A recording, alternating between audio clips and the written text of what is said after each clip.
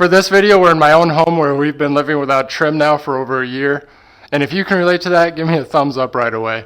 But it's finally time to take care of it, and there's a million ways to do things, and I can't possibly show everything in this video, but I'm just going to work through the process and try to show as many tips and tricks as I can to hopefully you'll pick something up that helps along the way. Let's get into it. Alright, we're going to start with the casing so then our baseboards can butt right into it. And not to be too basic here, but I do get questions on how to measure stuff, so we'll just quickly go over it. I'm going to put my tape at touching the floor and go up to my jamb here. And I'm at 80.5, and I want a 1/4 inch reveal. That's what I personally use for doors and windows. So I'm going to cut this inside miter for the side piece at 80 3/4. So when I put it on, there'll be a 1/4 inch reveal here on this jamb. Push it tight to one side and measure over. I'm at 30 1/4, so I'm going to add a 1/2 inch and make it 30 3/4. So then when I put it on and move it over, I have a 1/4 inch on each side. And here you can see what I mean by 1/4 inch reveal. We have our jamb here, and then I measured to where when I put my casing on, this is going to be a 1/4 inch showing right here.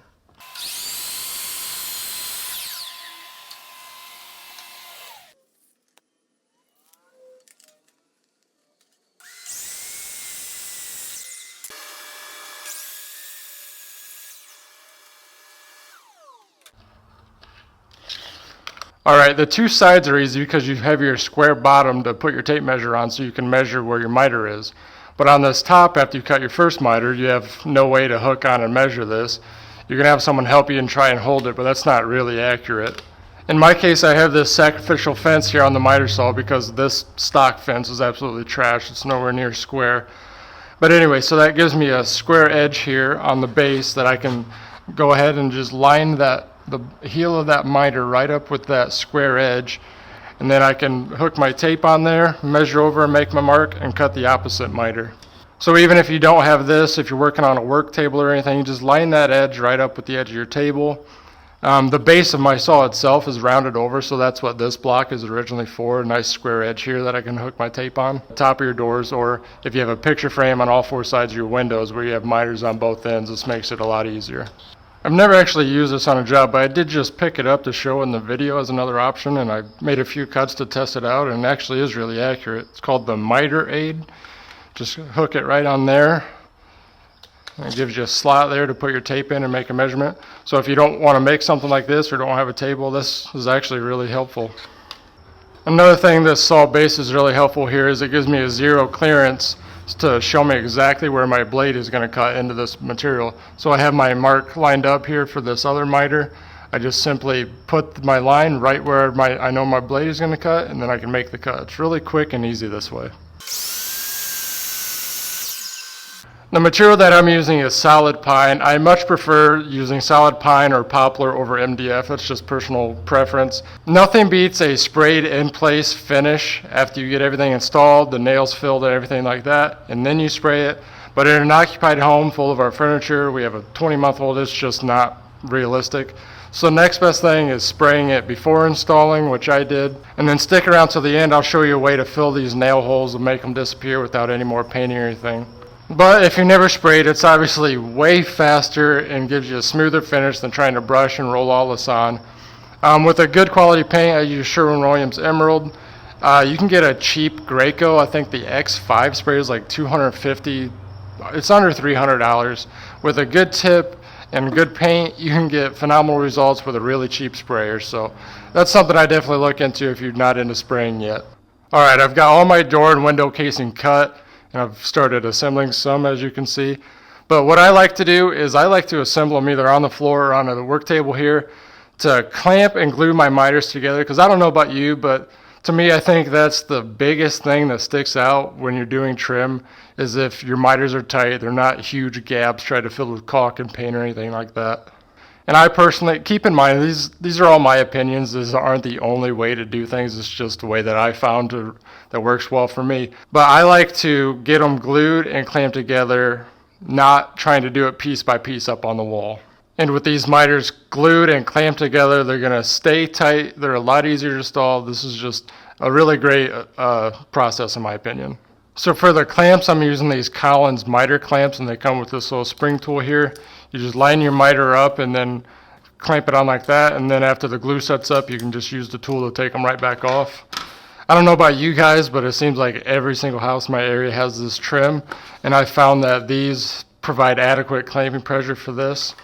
And for the glue, I like to use Titebond Quick and Thick. It dries really fast and doesn't run all over if you're trying to put it along your miter. But on this wider trim that I'm using here in my house, these Collins miter clamps, they don't provide enough clamping pressure all the way into the heel here on the miter.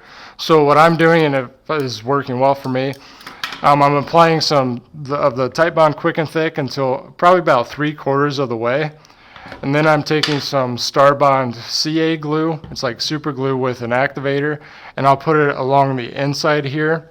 And then I'll spray the opposite side with the activator. And I'll hold that tight for just a few seconds. And that'll hold it. And then I'll put my clamp on here. Give me a really nice tight miter. The CA glue, you could use it all on the whole thing, but on solid wood, it doesn't work nearly as well. You can easily break it with hand with the actual Titebond. It's pretty rock solid miter. If you're using MDF trim, just the CA glue alone works phenomenal. You don't need to use clamps or anything. Just put your glue on one side, spray the other side, hold it for a few seconds, and that MDF is going to be stuck forever. The best thing to use on casing this big would be what's called clamps. But the average person watching this video isn't going to go spend hundreds of dollars on clamps. And even on this pre-finished material, it's not ideal because it leaves a bunch of holes here on the side that I'd have to fill. And these miter clamps, they just leave one small hole, and it's smaller than an 18 gauge, so not a big deal to fill that after the fact on the side.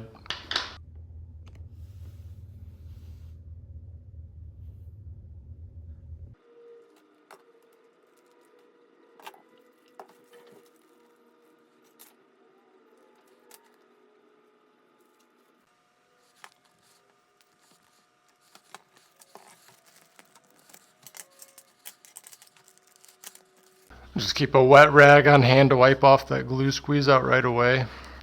And it's easy as that. Really, a lot of people might think it takes longer, but I think it's faster because there's not as much fidgeting around trying to do it piece by piece up on the wall.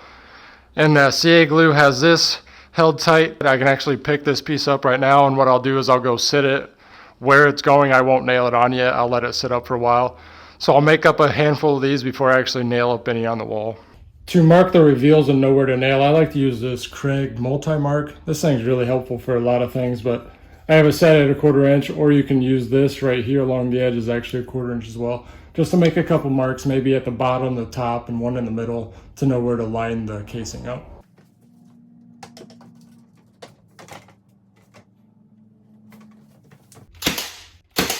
The first nails I'm using are 1-inch nails to go into the jamb itself.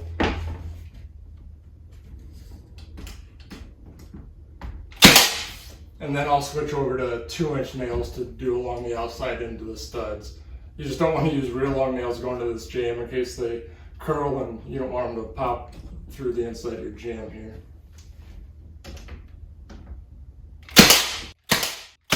Another thing is the house I just got done working in like last week is whoever nailed that trim on loved their nail gun and put 3 times as many nails as there needed to be in it. Especially with pre-finished, you don't have to go insanely overboard. Depending on how thick your moldings and everything are, will determine what you need to use for nail length and everything. For everything I'm doing here, I'm using 18 gauge. It's perfectly good at sucking it tight to the wall, and the nail holes are a lot smaller to fill.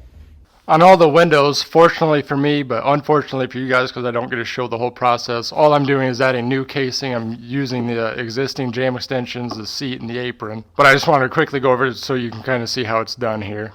Of course, there are many different styles of windows. A lot of times you'll just have your extensions flush all the way around the bottom, and then you can pre-assemble your casing like a picture frame around all 4 sides and stick it up. Stuff like this, there's not really just a standard. In this case, this overhang here is 1.5 inches, which is actually the biggest I've seen. But this piece here itself is 1.25 inches thick, so I think it looks pretty good with that being thicker to have this a little bit bigger.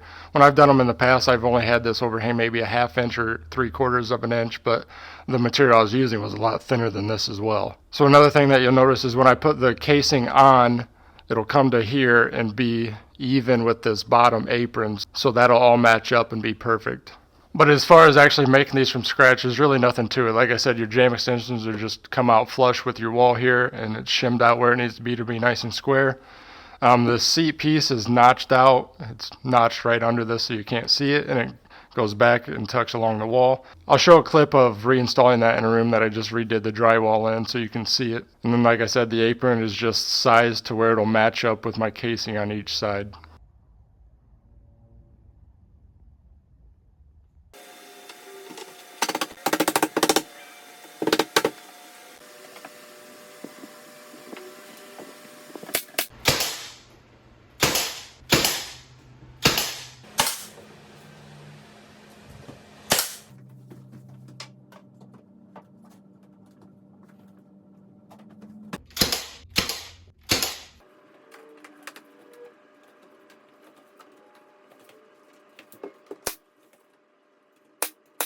Pushback from people that might not have tried pre-assembling their casing like this is that it only works if your walls and everything's perfect.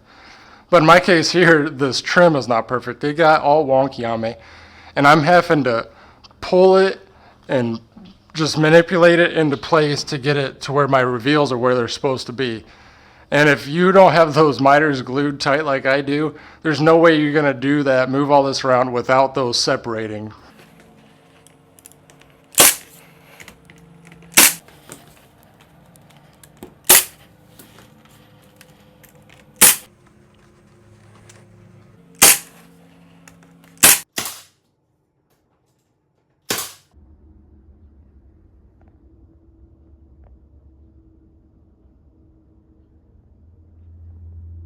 I'm about to put the casing on this door here, but another thing to be aware of is areas like this. Now it's worse here because I have this baseboard heater, but even in regular houses without that, there's still areas you can run into like this, where if you put that casing on, it's going to be really hard to get the baseboard in there after. So I went ahead and made up what I need to fit in there. I usually cope my baseboard, but for something like this, just go ahead and miter and glue it together so then I can stick it in there and then put my casing on.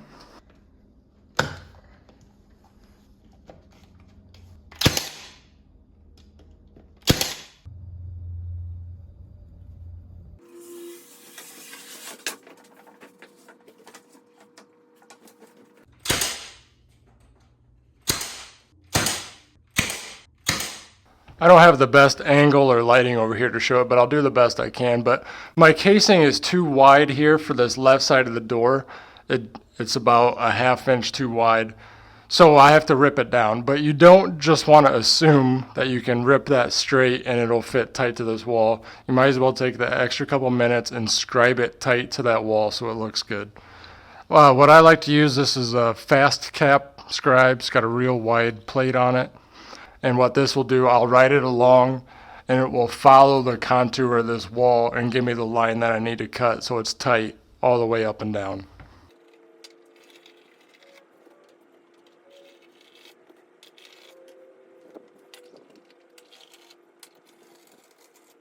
You can see at the bottom we're about halfway between this flat section, and then at the top it's pretty much going to be cut all the way off.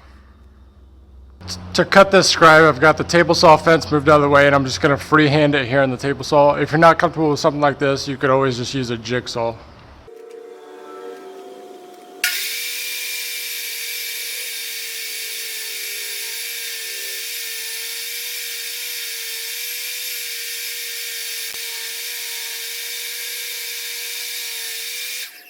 Alright, I just did a test fit with the scribe piece to make sure we're good to go, and we are. So now the next thing I'll do is I'll take the top piece of casing that was cut to size like normal. I'll get it lined up here where it needs to be. And then I'll make a mark on what we need to cut off here.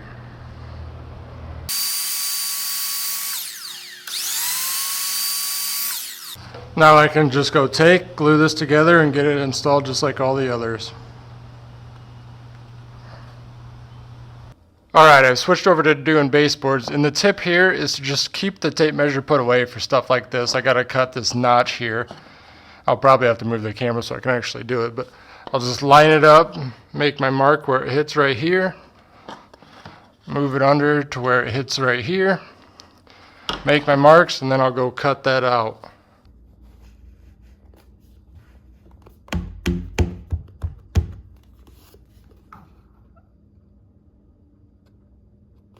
And while I'm right here on my outside corners, I like to use the steric gauge to check, because they're never 45 degrees. So go ahead and check it, and see I got to cut these miters at 44 each one. Now that I've got my miters cut, I'm going to go ahead and add some of the Tight Bond Quick and Thick, and then pin nail these corners nice and tight with the Milwaukee pin nailer.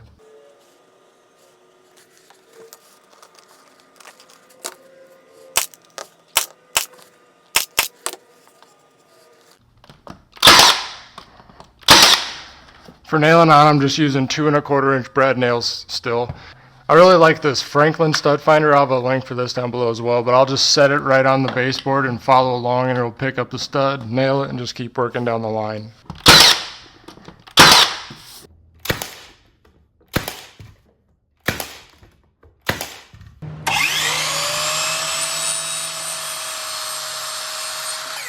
For inside corners, I always cope all the joints, and it's a really simple process. You just start with mitering it like normal, and then the basic idea is you just want to cut all this meat off here and leave your paint line and put like a back bevel on it. Like on this profile, I can clean up a lot of it here on the miter saw. And I have the saw set with like a 5-degree back bevel, so it'll cut this way back behind the paint line.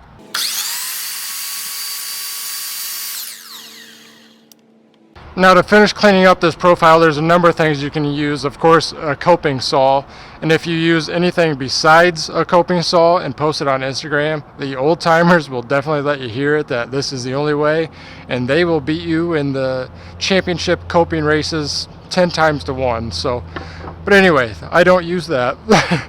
I have a DeWalt barrel grip jigsaw here, and I have the Collins coping foot on it, and I really like this.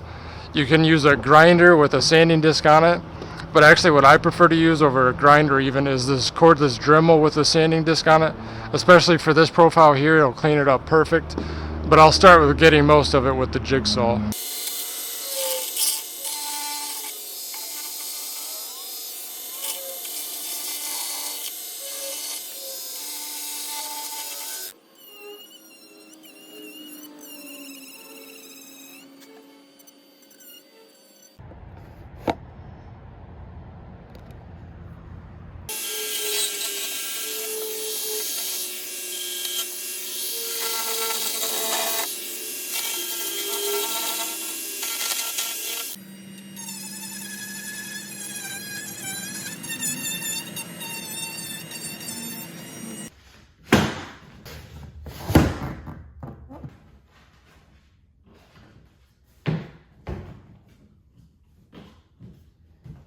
A main benefit of coping is what's called a spring joint or a pressure fit.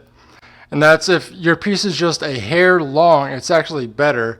So say if these were 45-degree miters and they were long, it would just dig into the drywall and throw your miters off anyway. But in this case, you'll see I'll put this tight, and then I'll put this tight to the casing here on the other side. And I've got this is like tension, it's like a spring, and then when I push forward, it's just going to spring the two outsides tight, just making more perfect, tighter joints. I just wanted to tack these two mitered pieces up real quick to show on why I prefer coping to begin with. You'll see these walls aren't even square to each other, but they're not plumb to each other in this direction either. So you just get a lot cleaner results with coping. You don't have to fill that full of caulk.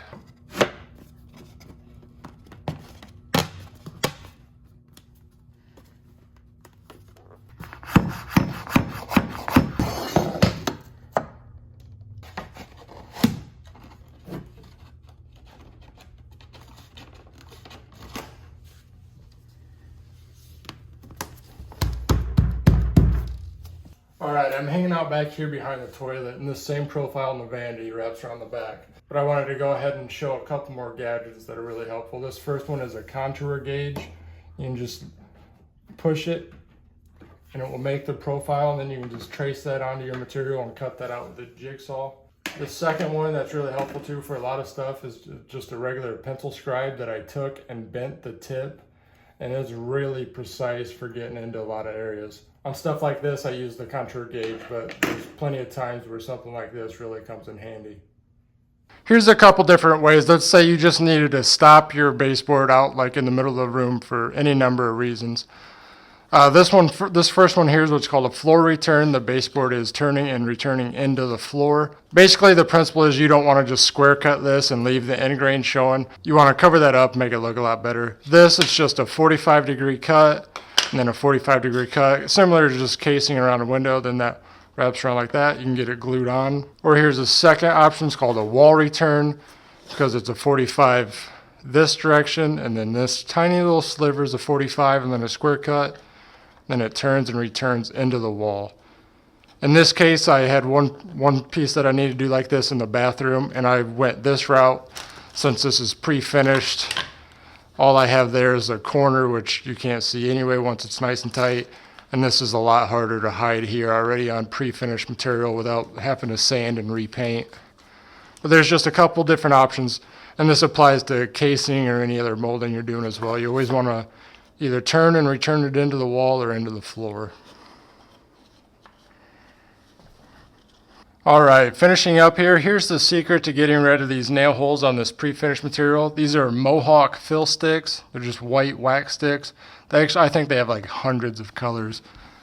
But you just work it into your nail hole.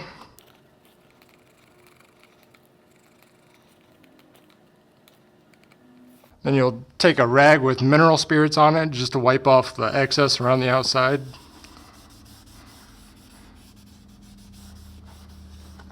And just like that, pretty much invisible. I doubt you guys can even see them on camera. And this is just the best way I've found for doing this and working with pre-finished material. It works really great. As far as caulking, I can't really think of too many tips besides the obvious usual. Just cut your tip pretty small. You don't want to put too much caulk on. But one thing I do like to use is a wet sponge. So it just helps. There's a lot of surface area. You can wipe your finger on it and it stays wet. So your finger's wet. You can just wipe it off and just keep going. And when you're done, you can rinse this out. I've had this for a long time using the same one.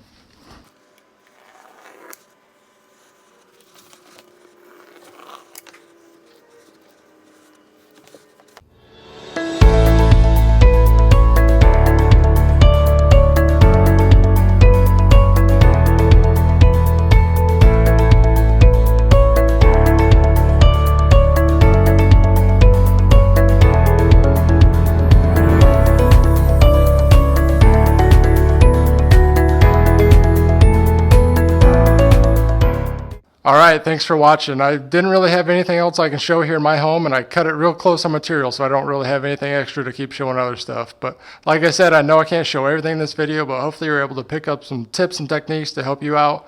And if you have something that I didn't show, let's keep the conversation going down in the comments to help someone if they want to go down there and read those as well.